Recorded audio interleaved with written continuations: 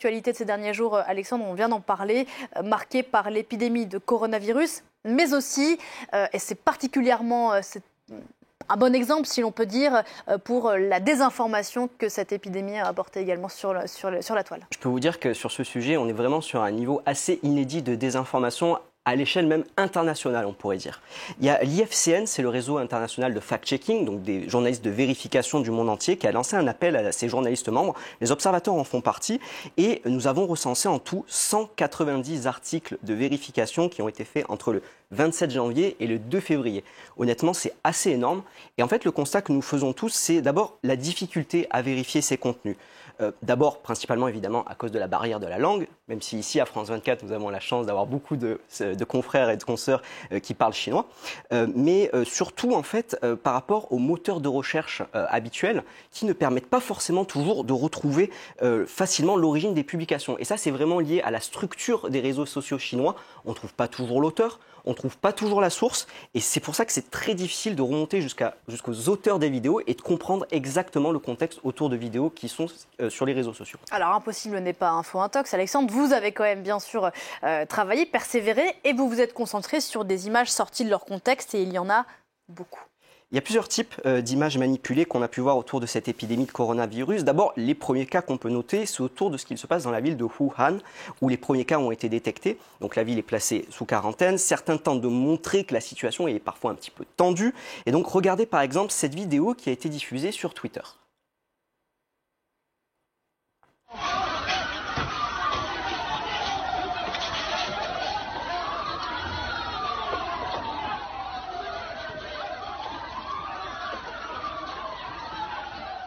Voilà, alors des images de nuit, a priori ce qu'on en comprend hors contexte et qu'on voit des gens qui tentent de fuir la ville, il y a la police, est-ce que c'est ça qui s'est passé ? Alors, en faisant des recherches, je suis tombé sur une capture d'écran de cette vidéo avec un texte en chinois.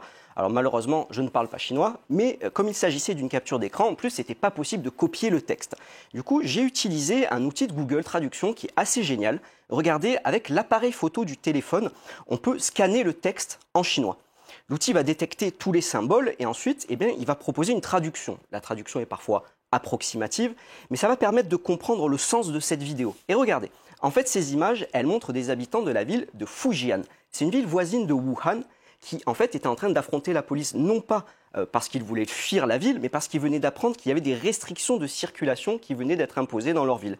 Donc en fait, c'était une actualité connexe au virus, mais ça ne montrait absolument pas la situation dans la ville de Wuhan. Alors, vous avez vu également passer sur vos radars, Alexandre, beaucoup d'images de personnes présentées comme des malades, des Chinois atteints du coronavirus. Le deuxième type d'image qu'on a effectivement beaucoup de mal à vérifier, ce sont celles qui montrent donc des individus à terre, précisément, qu'on présente comme terrassés par le coronavirus. Donc il y a certaines de ces images qui ont bien été prises à Wuhan.